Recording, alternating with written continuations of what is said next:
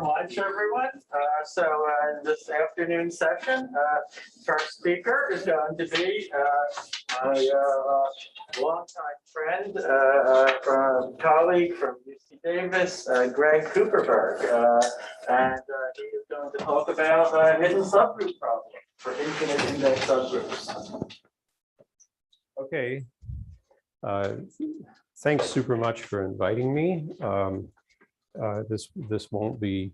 I feel a little funny following the fantastic talks in the morning. My talk is is maybe not quite as newsworthy as this, but it's still interesting material. But in fact, I discovered one thing. I had been thinking for a long time that theoretical computer scientists are basically mathematicians. After all, you prove theorems. But I actually learned that there's an essential difference and an easy way to tell. If it's a mathematician, then they use Beamer. If it's a computer scientist, then they use PowerPoint. And if you use the other one, you should maybe consider changing your credentials, because it's clearly at variance from the operative criterion. So that's okay. So this kind of reveals which one I am, doesn't it now? Here's another way to tell something. If there's a commutative diagram, probably a mathematician. So my talk is about the hidden subgroup problem, which has been there for decades, and you probably kind of know what it is. But here are the rules of the game, just for context. Suppose you have a discrete group G, and you have a group G, and what I mean is a computational group. You have a completely healthy computational model.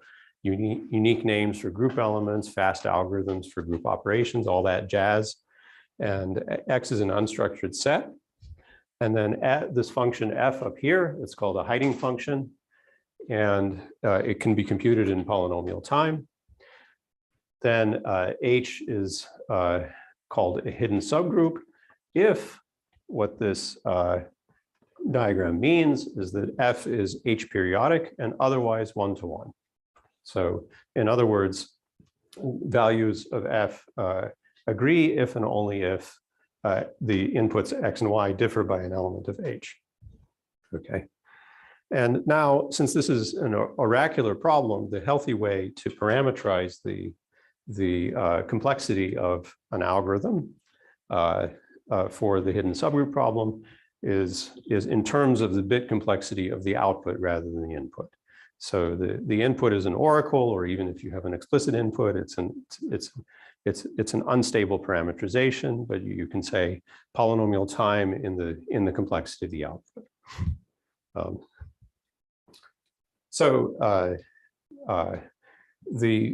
The original, the really important thing that started the whole concept of the hidden subgroup problem, which has been important since then. Take G to be Z to the K. So this will be additive rather than multiplicative because it's abelian, but that's fine. And suppose that the hidden subgroup H has finite index. In other words, it has rank K. Okay. Then the theorem of Shor-Kitaev is that you can calculate H in quantum polynomial time, or in lingo, in FBQP, functional BQP, uniformly in the dimension K and the bit complexity of a description of H. And it would be something like the total bit complexity of a lattice basis of H. So this huge theorem, this is now ancient history for this field, but I'll go ahead and say it, is that you get a generalized discrete logarithm result as well as a cardinality result given an algorithmic finite abelian group A. Then you can learn its isomorphism type in explicit form as an abelian group. And not only that, you get a quantum polynomial time algorithm to compute the discrete logarithm map from the general algebraic A, which may be cryptographically difficult, at least for a classical computer, to its standard form using a finite group basis like that. Okay, and this has tons of applications in both algorithmic number theory and public key cryptography. Now, after this rather dramatic beginning, or almost beginning, because there was first Simon's algorithm, most of the discussion and most of the algorithms for the hidden subgroup problem, other than Shor-Kitaev since then, have assumed that the ambient group, the domain of the hiding function, is finite. So here's just a roster of various results. There's the disclaimer, it's not complete. So there's a result if G is finite and H is normal. There's a result if G is finite and almost abelian. You can take a finite Heisenberg group over Z mod P. You can take G finite and two-stelpt-milboten. That's a generalization of the Heisenberg case. There's the dihedral case, which was where there's work by me and Oded Regev and Chris Peikert, and some other cases. You have this very interesting polynomial query complexity for any finite group, which sounds like a strong super general thing, except notice G is finite. And still you have an important discussion. It still looks intractable when G is the symmetric group, but still G is finite in that case. And in any case, that's another topic. So the motivation for my still incomplete paper, I certainly hope I get to find the time to finish it, but it has several parts, is to just look again at what happens when G is an infinite group. And this is one of the sort of juicy results that I found, not a breakthrough, but still kind of cool, which is that you don't necessarily get the good news from Shor's algorithm. You can really get evidence to the contrary, in fact, conditionally prove that you can't do it. For example, let G be the rational numbers as a discrete group. I don't mean the topological version, which has been looked at by Sean Hallgren and Kirsten over there and Song and others, but just the rational numbers as a discrete group with the standard encoding of the rational numbers. And actually, certainly in the infinite case, you have to think about not only what the group is, but how it's encoded. Then the hidden subgroup problem is NP hard. Yeah? What is the standard encoding of that? You write the numerator in binary or decimal, and then a slash, and then the denominator, and a minus sign in front. Okay. Are you going to give it intuition? Is this going to be for reasons of related to subset sum? Or? So I was going to mainly talk about the positive result, but this one is fun enough that I can talk about it. I can talk about it more at the end, but just briefly now. You can, first of all, re-express the whole model of NP, where the witnesses or candidate witnesses are prime numbers. Candidate witnesses. Some prime numbers are accepted, others are rejected by the predicate. And so then you make a hidden subgroup using the reciprocals of the accepted witnesses. Okay. And then you can make a hiding function on the rational numbers using only a predicate that tells you whether a prime is good or bad. Okay, so that if there are no accepted witnesses, the hidden subgroup is the integers. And if there are accepted witnesses, then the hidden subgroup is bigger than the integers. And that doesn't require factoring the rational number you're given. Oh, I cheated a little bit. When I said NP hard, I mean either relative to BQP, that's fair, Yeah. or with a factoring oracle. NP hard. Okay, with a factor. Okay. Got it. But actually, it's not so bad. Then the result is otherwise unconditional. Yep. If you can use partial factorizations using only that part of factorization that you can do in classical polynomial time using the Pollard P-1 algorithm. But then you need a conjecture in number theory that there's enough supply of potential predicates. Potential witnesses. All right. Okay. Okay. Now this one, to make you happy, it's completely unconditional. Okay. And it's a classical reduction. If G is a non-abelian free group using word encoding of elements, then hidden subgroup problem is NP hard even for normal subgroups, contra the algorithm for the normal hidden subgroup problem when the group is finite. Now, to emphasize encoding, suppose that G is z to the k with unary vector encoding. In other words, pseudo-polynomial query cost. The billing for a query is say polynomial in the norm of the input vector rather than the bit complexity of the input vector. Then the hidden subgroup problem, defined in a fair way, is as hard as unique short lattice vector. So after getting what I thought was going to be the paper with this kind of rebuttal results, here you go. This you didn't expect hard things to happen. Here we are. And I was just going to put in the introduction. This is especially the third one, but actually both the second, actually all of them. In contrast to Shor-Kitaev, which I thought completely solves e to the k with standard binary encoding of vectors.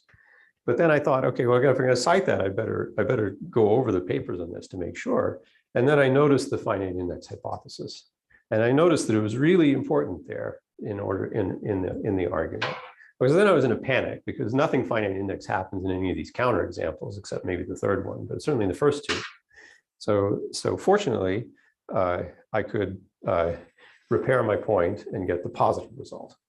If you take z to the k with standard binary encoding of vectors, and H is a lattice with any index, then you can find it in quantum polynomial time uniformly in the dimension k and the bit complexity of H. And this is, by the way, I did get uniformly in the dimension, but it's already novel when k is 2. So just imagine the hidden subgroup problem for z squared, just a two-dimensional lattice where there's only periodicity in one direction. What do you do then? Well, there's a difficulty. Okay.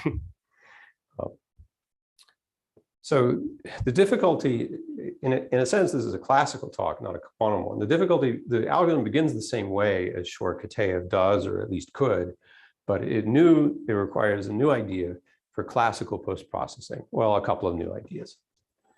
Now, on the theme of challenging hard instances, this is another question where I realized, well, it would be nice if there were hard instances, which is certainly why Shor-Kitaev is especially important. That's what makes it a cosmic result. I don't know any challenging instances of hiding functions for this question, much less useful applications to number theory or cryptography. But I'm just going to go ahead and conjecture that they exist. Yeah? Sorry, just a basic clarification. When you say any index, that means any finite index? Well, the index is at most. No. I'm sorry, I have the wrong word. This word index should be rank. Oh, I see. So any finite index is what Shor-Kitaev does. So the distinction between unary and binary is the important thing between the possibility and the possibility. The important distinction is between this and Shor-Kitaev, where in Shor-Kitaev, H must have maximal rank, whereas here, H can be any rank. Now, if you're wondering about this negative result, the important distinction is bit polynomial versus pseudo-polynomial query cost.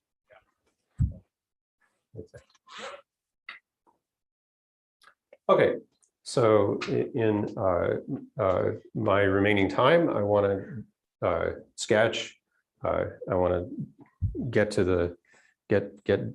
down into the meat of at least part of what's going on I mean, at least in outline, what the quantum algorithm is doing. So,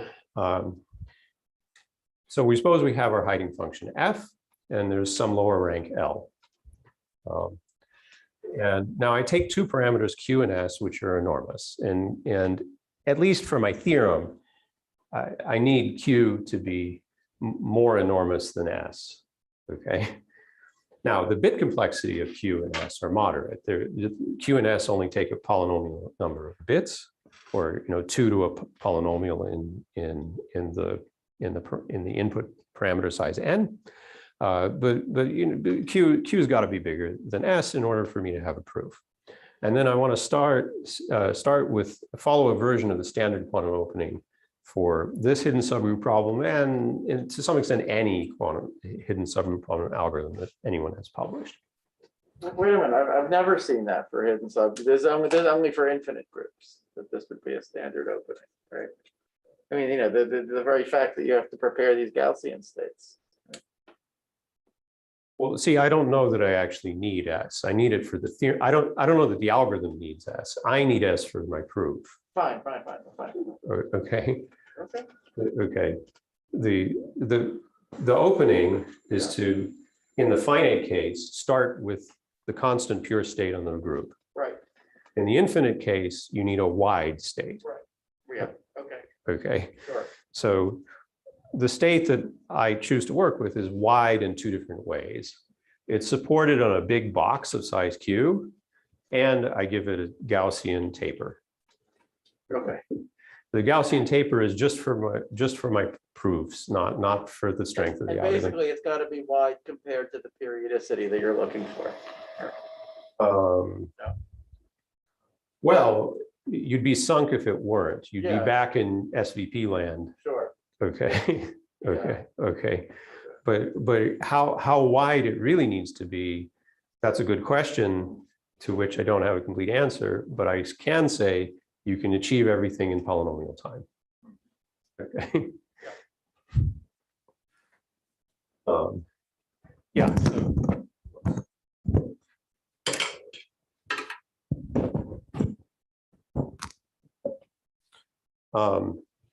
Yeah, so from the point of view of heuristic or computer science or a better proof, you just would delete this Gaussian and you would just have a constant pure state on the whole box.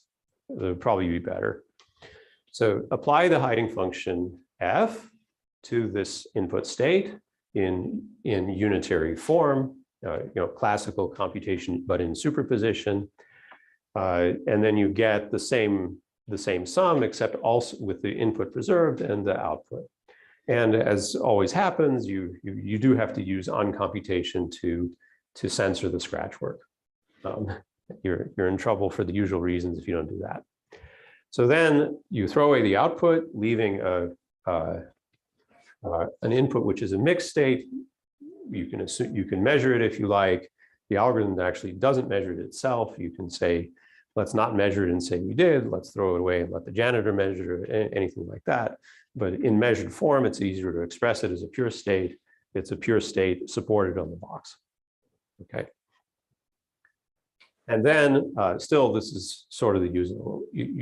This is, except for notation, the usual script story. You apply the quantum Fourier operator f to this partially measured Gaussian state to measure a Fourier mode in the dual of a cube with opposite sides glued together. So you're doing the Fourier operator on a discrete torus, okay? And what you really want to do, at least conceptually, the algorithm doesn't care so much, is you want to rescale by a factor of q to interpret this discrete torus as an approximation to the continuous torus R mod z to the k, because really morally, you're taking a Fourier transform on all of the integers, and the dual of that is a continuous circle, and we're doing the k-dimensional version of that. So then this vector y1 is approximately a random chosen element of a certain dual H sharp. It's a kind of perpendicular, but it's a more complicated perpendicular as stated here.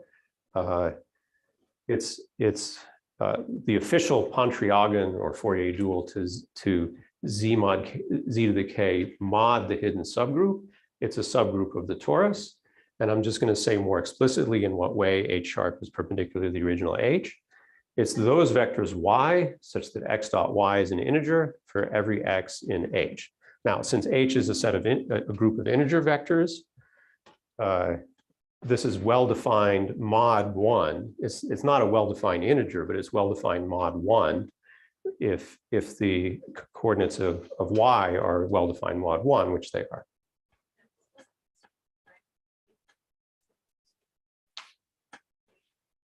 The rank of h is L. Okay. So so you can take two regimes for this to make it fun. You can take k equals 2 and L equals 1. You can take k equals 100 and L equals 50, and both of those are interesting. Well, if it's equal, then it's just Shor-Kitaev. Okay. Yeah, except it would be their theorem, not my theorem. Okay. So this sample that you took has noise for two reasons. It has Gaussian noise due to Gaussian blur in dual form, and it has noise due to discretization. The noise is exponentially small if Q and S are exponentially big, but the feature scale of this H sharp is also exponentially small.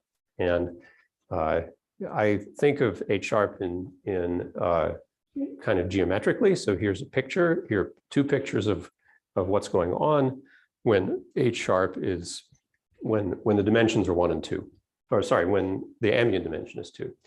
If H has full rank, like it does on the left, then H sharp is a finite group. And here is a noisy sample. It's near one of the lattice points in H sharp. Okay. On the other hand, when H has lower rank, H sharp has dimension k minus L. The dimension of H sharp is exactly equal to the rank deficit. So H sharp is a strike pattern, and it may be disconnected too, but if you can take its connected component, and the connected component is a certain subgroup H1 sharp, which already can be some really complicated looking diagonal torus. Topologically, tori are all the same except for the dimension, but geometrically they can be quite complicated. Okay. Now, the goal is to find H sharp from noisy random samples. Okay. So in Shor-Kitaev, if H has full rank so that H sharp is finite, then you take the picture on the left, you say, we saw this before already in Shor's original paper. We saw this already in Shor's original paper. As long as you work with enough precision, you can find rational approximations to the coordinates of the sample y1 using the continued fraction algorithm. That's the advice, okay? And there's the comment from Kitaev that if you just have a logarithmic number of a sample that's logarithmic in the cardinality of H sharp, so log of an exponential, so this is a linear number of samples, then that'll generate H sharp with high probability. So for instance, in one dimension, big H is little h times z, where little h is the period that you're looking for, then you can succeed with 1 or 2 samples to find what the period H is as a finite subgroup of the dual circle. Okay, but you do need the continued fraction algorithm to denoise the samples. Now, if the rank is lower, then here's the co-rank, which is then the dimension of H sharp, then any one coordinate of y1 is uniformly random in the circle. So like here, trying to denoise the first coordinate of y1, well, that's a miserable failure. It doesn't carry any information at all. Trying to denoise the second coordinate, miserable failure.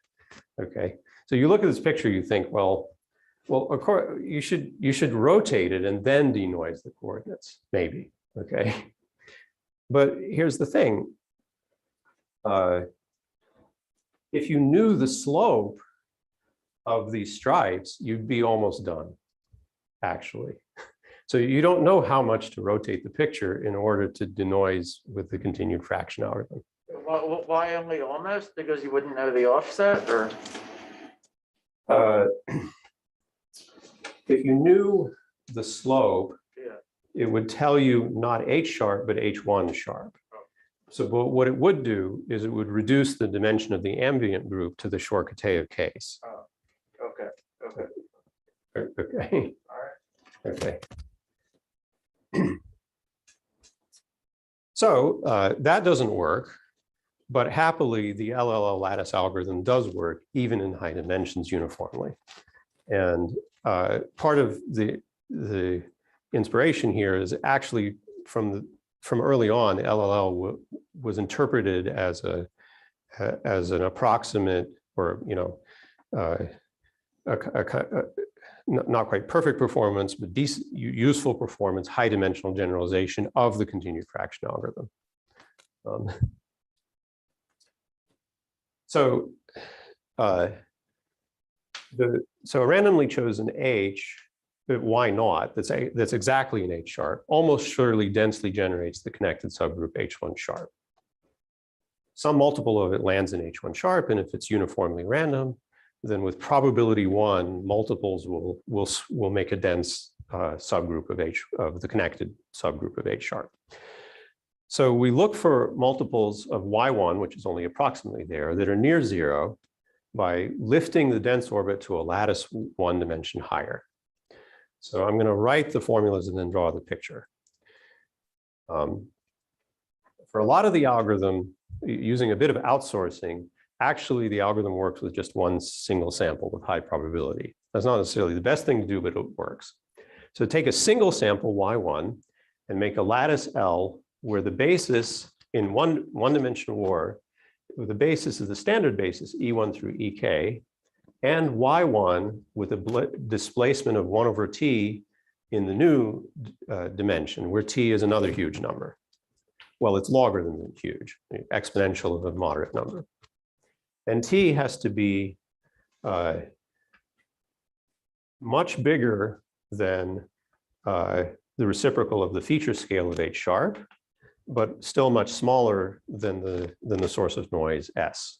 So, okay, so all three of these parameters, RT and S, or RT and Q, if you didn't have S, have to be very far apart from each other, but their logarithms can still be polynomial size.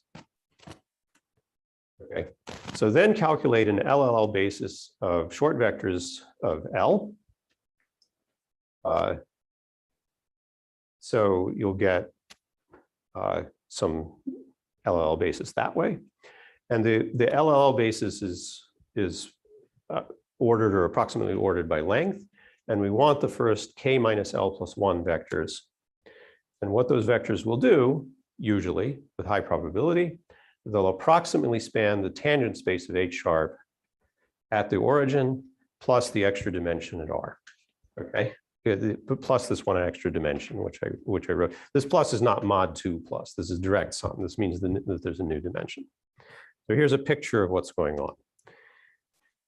So imagine if you took a perfect sample rather than a noisy one, then it sweeps out a dense orbit, which doesn't look like useful computational geometry.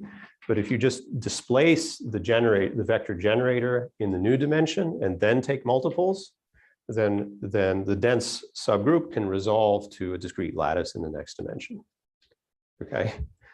Nonetheless, in this three-dimensional case, the first two short vectors, if you make the parameters extreme enough, will be very short and will map out, they'll be very close to the origin, and they'll be tangent to H sharp and tangent to the new direction. So you get a useful little basis there. Okay. And so you have to use an estimate for the feature scale to separate out the useful LLL short vectors from the rest of the LLL basis. Okay. Okay, so we take the vectors we wanted, the tiny ones that will show us the direction of H sharp points, and then you make a matrix. And now we want something to denoise, and you can't denoise these individual vectors separately, but you can put this in CREF form, column reduced echelon form. if you think of them as column vectors, by inverting some square submatrix A. Okay. And if you could trust your choice of A, then actually the noiseless versions of the vectors after the change of basis, or I guess A inverse B is what it would be, or BA inverse, one of those two. Or I wrote, I guess, A inverse B. Those would be things that you can denoise with a continued fraction algorithm. Well, I'm going to say that in a second anyway. But we want a good choice of A. We want an A that we can invert for a good reason, that its noiseless version has an inverse, not a matrix that's singular, and that it should have been singular, but is non-singular just because of noise. Okay. So there's a greedy pursuit algorithm using the Cauchy-Binet formula, which is this kind of nifty higher dimensional Pythagorean theorem. You can strike one row at a time from the matrix B to maximize this determinant using a greedy algorithm and find a square matrix that'll be better than average and in particular good enough for inversion purposes. Okay, so then the entries of A inverse B are approximate rational numbers that you can denoise with a continued fraction algorithm. So that yields a rational basis for H sharp plus the new direction. And I'm writing this as HR perp. So what do I mean by HR perp? That's the perpendicular of the vector subspace HR that's spanned by the hidden subgroup that you have. Okay. Well, once you have that, then you know the direction that H points. If you know the direction that H sharp points, then you know the direction that H itself points, so that you don't know H itself. So this is where we stand. Okay. We took a noisy sample, we used LLL, we denoised the result, and we found a rational basis for the real vector space. Yes? Previous slide. Summation over A, so what's the range of A? All largest square submatrices. If you think about it, so this cool fact due to Cauchy, if you take a right tetrahedron, then there's the area formula, A squared plus C squared plus A squared plus B squared plus C squared equals D squared for the areas of the four triangle sides. Okay, so this Cauchy-Binet is a maximal generalization of that for any pair of dimensions.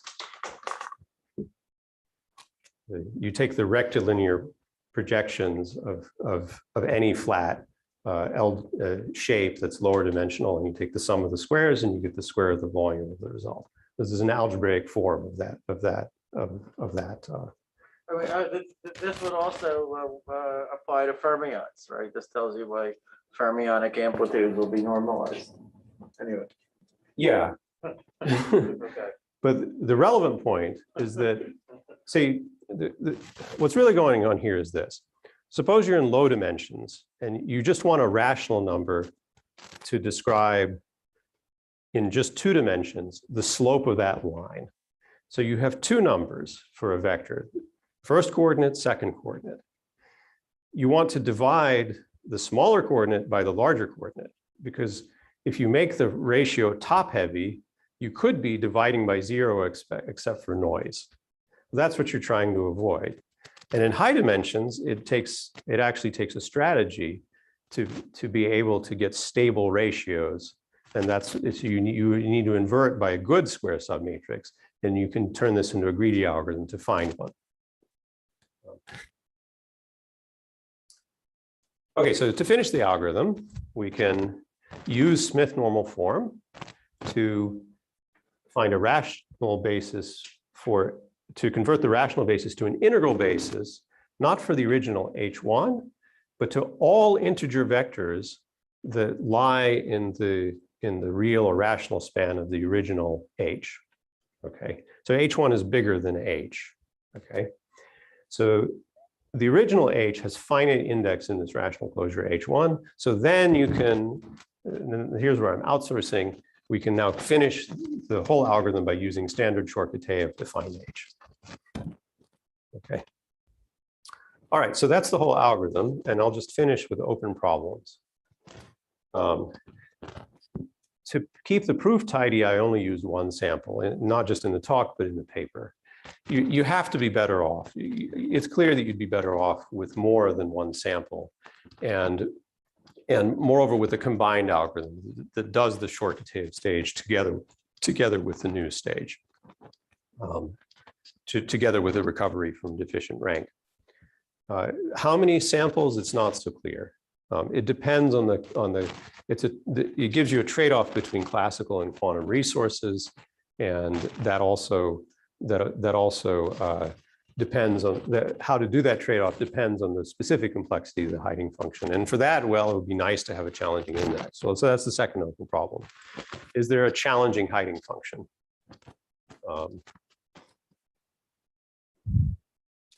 And just to give the definition, challenging means that if you can look at the algorithm to compute F itself, that doesn't give you some simple way to get the periodicity more directly. And so finally, the whole theme of my paper is the discrete group case, but there's very interesting, in fact, quite important, other paper, Eisentrager, Hallgren, Kitaev, and Song, that looks at the hidden subgroup problem on R to the K for a certain topological or analytic definition of a continuous hiding function, but where, again, the hidden subgroup H has maximal rank. And this is, I'm not even sure how to call this open, how open this really is. I haven't done the work, but I could just kind of see it coming. But there really should be a mutual generalization of the two algorithms for the case when H has lower rank. So I'll stop there.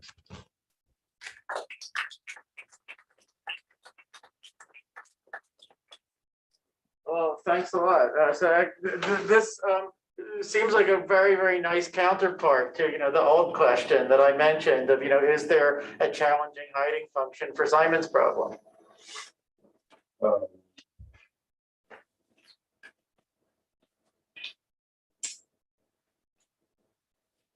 Yeah. Okay. All right. It's not, I can't. I was was wondering if finding a challenging hiding function for Simons would find a challenging hiding function for this, but that's not.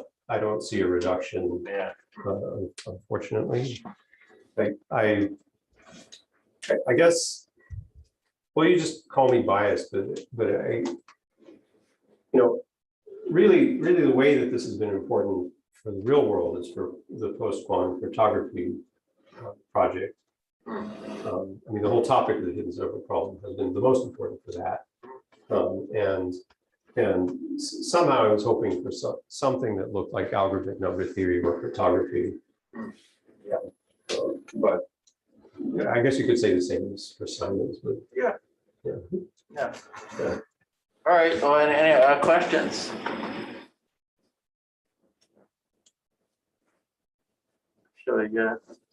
Should I end it early, Greg? So, plenty of time for any questions, anyone? What's left for you to do? To have your, well,